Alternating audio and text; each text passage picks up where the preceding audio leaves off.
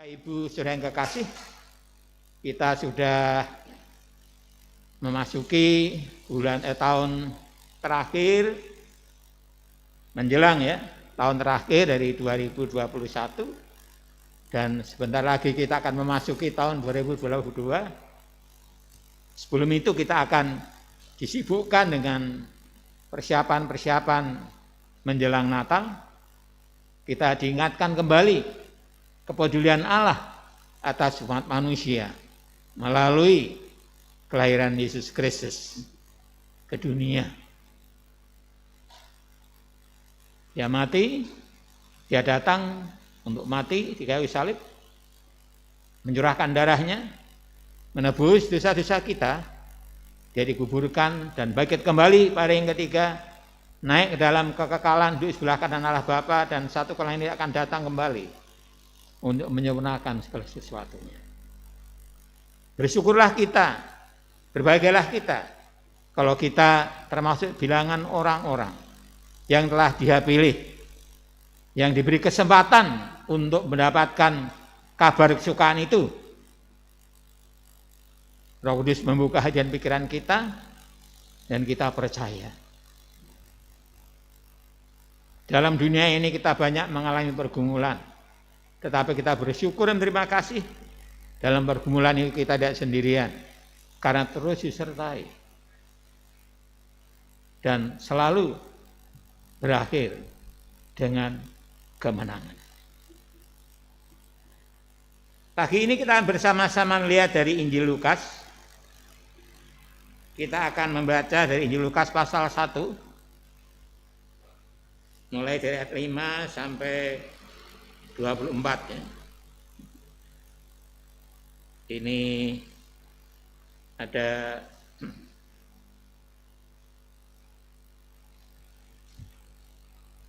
(20 ayat). Kita akan membaca, saya akan membacakan. Bapak Ibu mendengarkannya atau bisa juga membaca dari Alkitab atau yang ditampilkan di depan. Istimewa karena kita memasuki masa-masa persiapan untuk merayakan Natal yang disertai dengan sukacita atas kepedulian Allah untuk umat manusia. Injil Lukas pasal 1 ayat 5 mulai sampai ayat 25. Pemberitaan tentang kelahiran Yohanes Pembaptis. Pada zaman Herodes, Raja Yudea, adalah seorang imam yang bernama Zakaria dari rombongan Abia. Istrinya juga berasal dari keturunan Harun, namanya Elisabet. Ayat 6. Keduanya adalah benar di hadapan Allah dan hidup menurut segala perintah dan ketetapan Tuhan dengan tidak bercacat. Luar biasa. Hidup di hadapan Allah, mereka benar di hadapan Allah dan hidup menurut segala perintah dan ketetapan Tuhan dengan tidak bercacat. Tetapi kita membaca dalam ayat 7. Tetapi mereka tidak mempunyai anak sebab Elisabet mandul dan keduanya telah lanjut umurnya. Saya percaya bahwa Zakaria dan Elisabet ini rindu untuk mempunyai keturunan. Keturunan yang bisa melanjutkan pelayanan imamat mereka. Tetapi dalam kenyataannya, sampai usia mereka lanjut, mereka tidak mempunyai keturunan.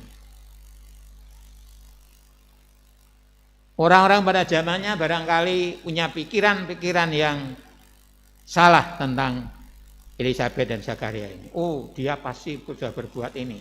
Oh, dia pasti sudah melanggar ketentuan hukum Taurat, sehingga mereka tidak mendapatkan keturunan.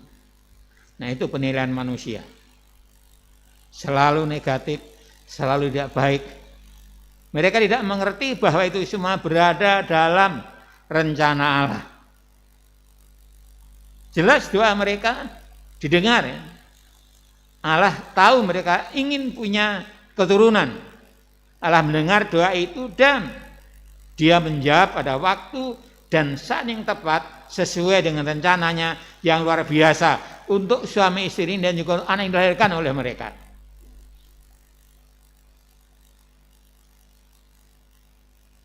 Pada satu kali waktu tiba giliran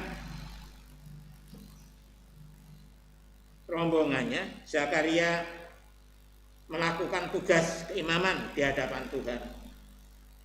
Sebab mereka diundi sebagaimana lazimnya untuk menentukan imam yang bertugas, dialah yang ditunjuk untuk masuk ke dalam bait suci dan membakar ukupan di situ. Sementara itu seluruh umat berkumpul di luar dan sembahyang. Waktu itu adalah waktu pembakaran ukupan. Maka tampaklah kepada Zakaria seorang malaikat Tuhan berdiri di sebelah kanan mezbah pembakaran ukupan.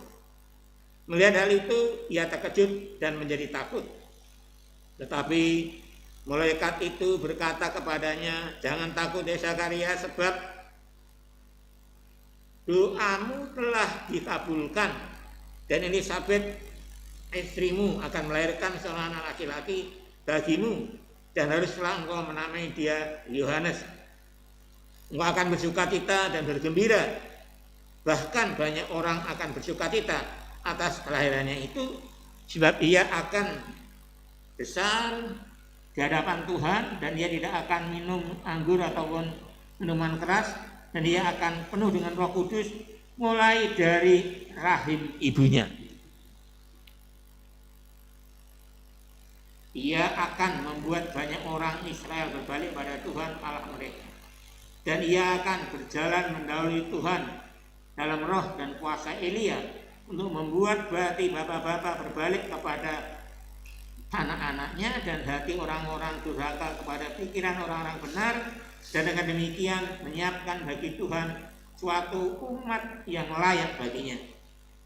Lalu kata Zakaria kepada malaikat itu, "Bagaimanakah aku tahu bahwa hal itu akan terjadi?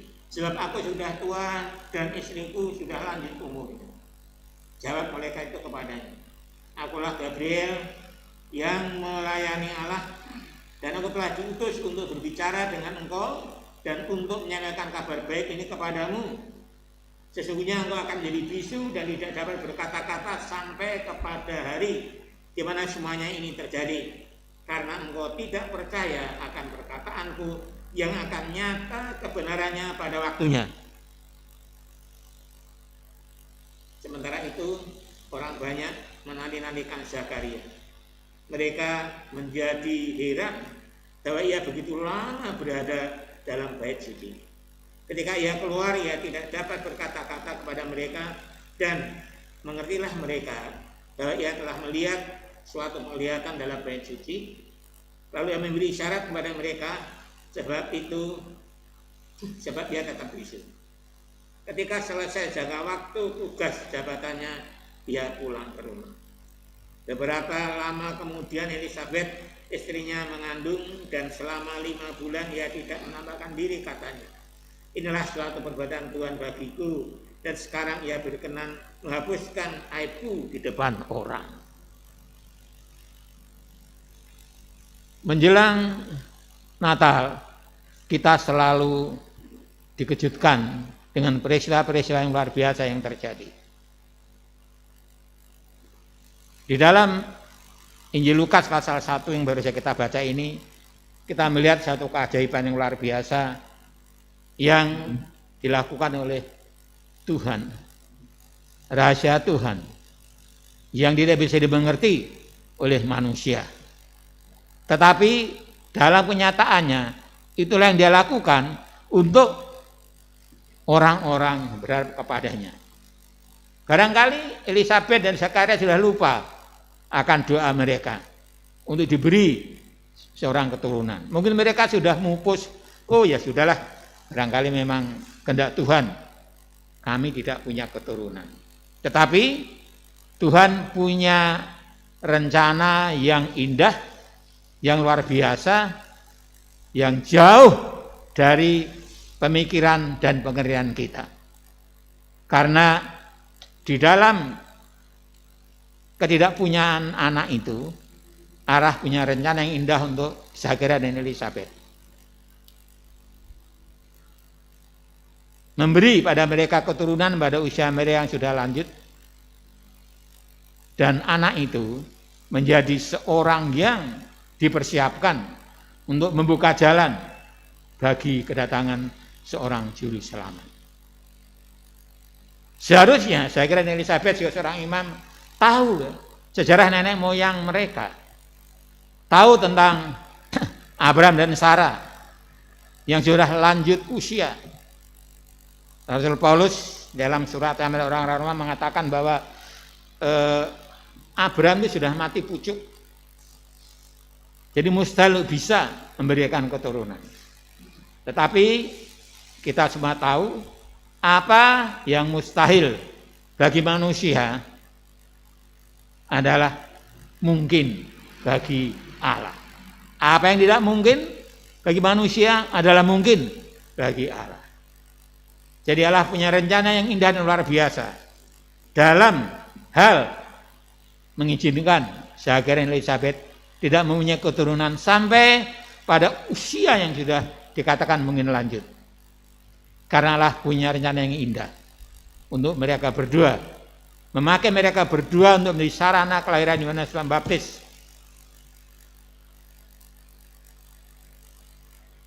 Yang ditetapkan menjadi perata jalan, pembuka jalan bagi kedatangan juru selamat.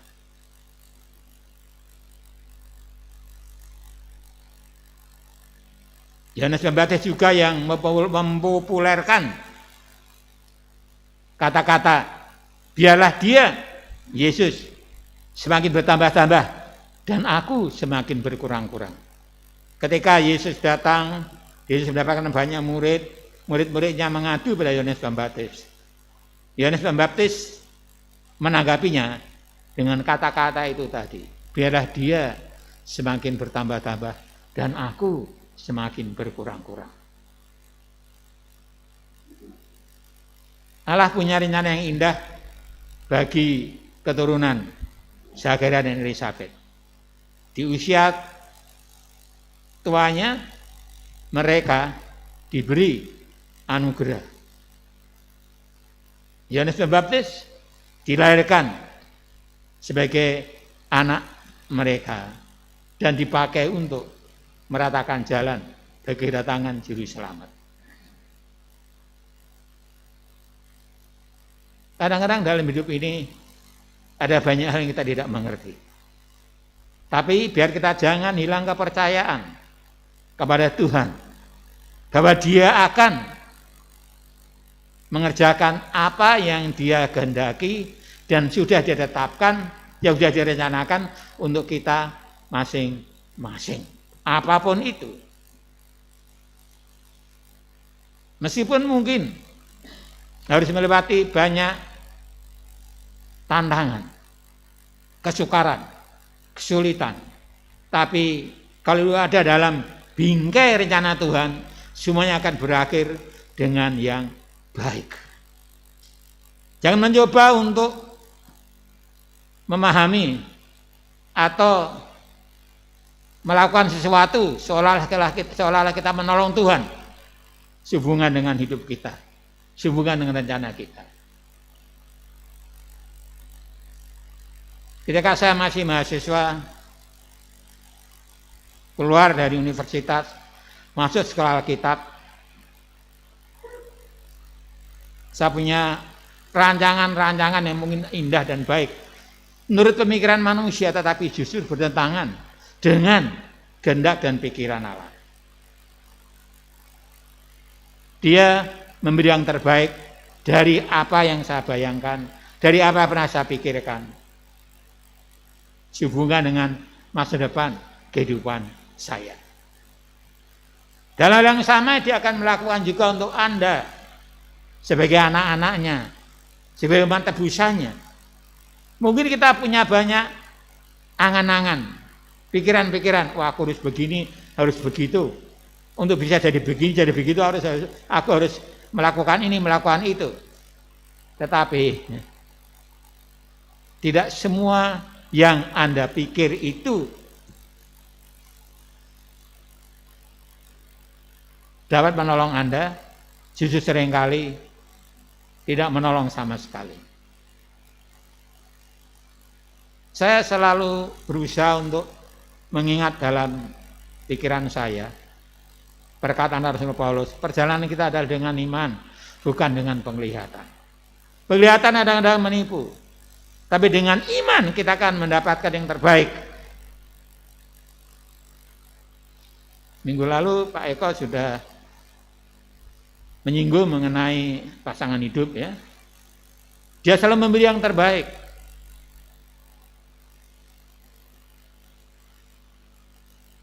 Yang sesuai dengan rencana dan kehendaknya.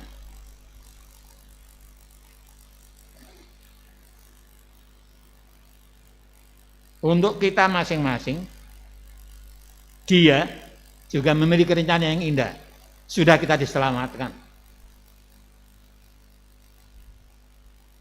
Yaitu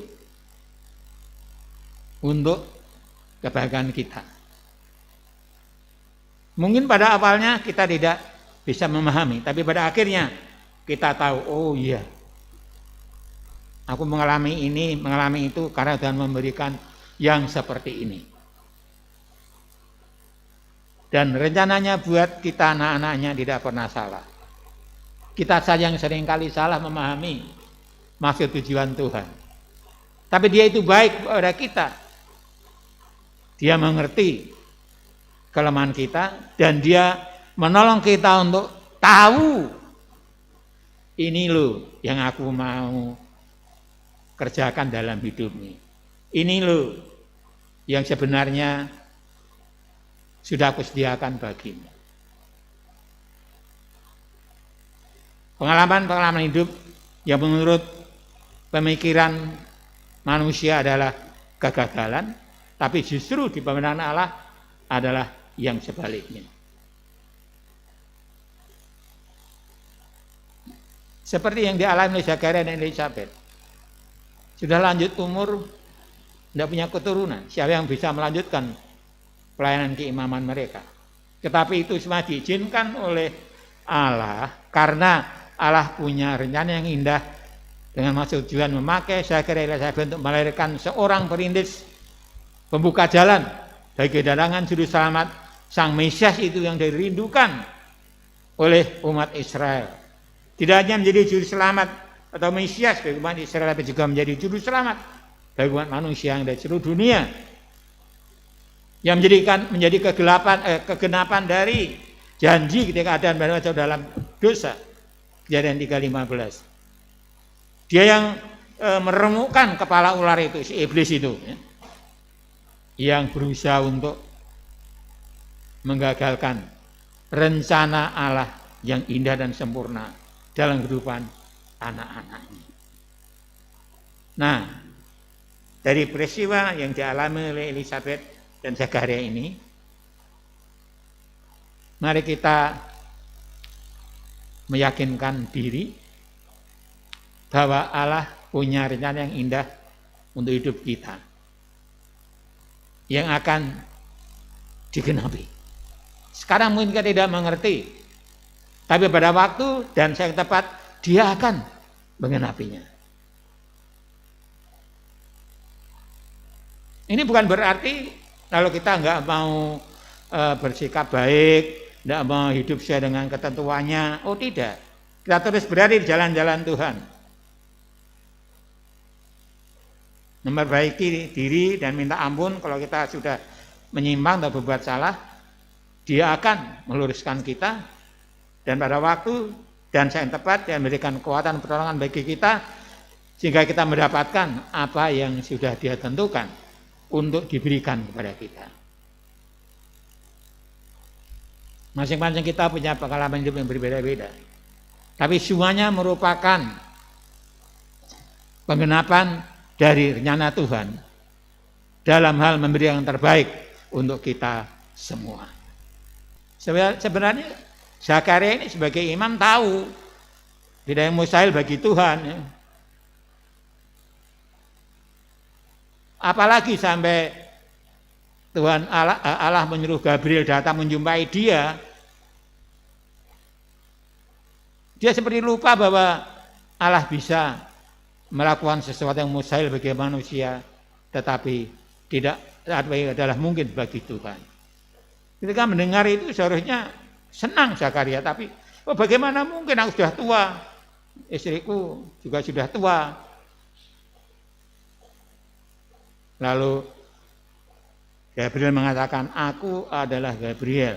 Aku diutus oleh Tuhan untuk mengatakan hal ini. Dan engkau akan menjadi bisu sampai apa yang disampaikan itu digenapi pada waktunya. Jadi akulah Gabriel yang melayani Allah, dan aku telah diutus untuk berbicara dengan engkau dan untuk menyampaikan kabar baik ini kepadamu. Sesungguhnya engkau akan menjadi bisu dan tidak dapat berkata-kata sampai kepada hari di mana semuanya itu terjadi, karena engkau tidak percaya akan perkataanku yang akan nyata benarnya pada waktunya. Setiap firman yang kita baca dan renungkan akan menjadi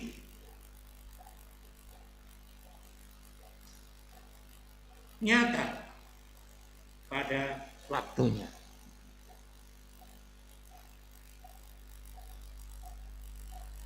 Dalam hidup ini kita memang mengalami banyak tantangan, tapi kita ingat firman Tuhan, jangan takut, aku menyertaimu sampai kesudahan alam.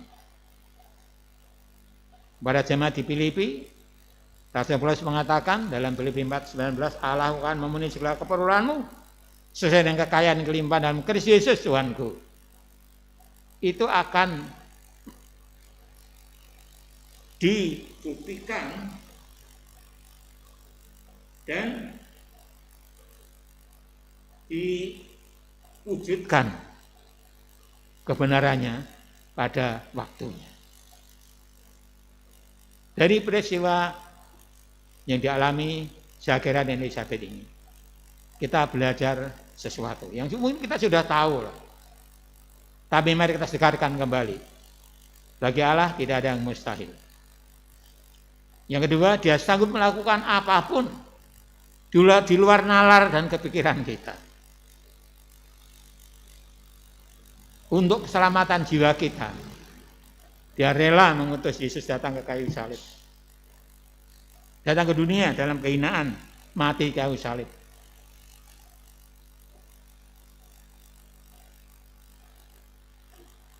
Karena begitu besar kasih Allah pada dunia ini sehingga dikaruniakannya anaknya yang tunggal, supaya barang siapa percaya kepada yang tidak binasa melainkan beroleh hidup yang kekal. Yohanes 3 ayat 16. Jadi sekali lagi pada hari-hari menjelang Natal ini kita mau mengingat peristiwa yang dialami oleh Elisabet dan Zakaria. Mereka menghadapi kemustahilan menurut pikiran manusia. Tetapi apa yang mustahil dan tidak mungkin bagi manusia adalah mungkin bagi Allah. Kemustahilan apa yang sedang kita hadapi saat ini? Ketidakmungkinan apa yang sedang kita hadapi saat ini? Tetaplah percaya, tetaplah berdoa, karena Dia akan menggenapi janjinya pada waktu dan saat yang telah ditentukan. Janjinya untuk kita akan terus digenapi. Ada banyak yang mungkin belum terwujud ya, keinginan-keinginan kita. Tetapi selama itu akan membawa Tuhan dipermuliakan, jadi berkat bagi kita, Dia akan mewujudkan itu, menggenapi janjinya pada waktu dan saat yang tepat. Tidak heran kalau Rasul Paulus dalam surat Roma pasal 12 ayat 12. Di situ dia menasihati kepada jemaat di Roma untuk Roma 12 ayat 12. Demikian bersukacitalah dalam pengharapan. Bersukacitalah dalam pengharapan. Sabarlah dalam kesesakan dan bertekunlah dalam doa. Dan bertekunlah dalam doa. Sebentar lagi tahun 2021 akan kita lewati, sebulan lagi lah itu. Kita masuk di tahun 2022. Kita coba lihat kembali sepanjang tahun 2021 ini. Hal-hal apa saja yang dia kerjakan dalam hidup kita. Kerinduan-kerinduan apa yang sudah dia genapkan. Janji-janji tentang hal apa yang sudah dia penuhi untuk kita. Dan sesungguhnya itu merupakan wujud dari janji Kristus sendiri, aku menyertaimu sampai kesudahan alam.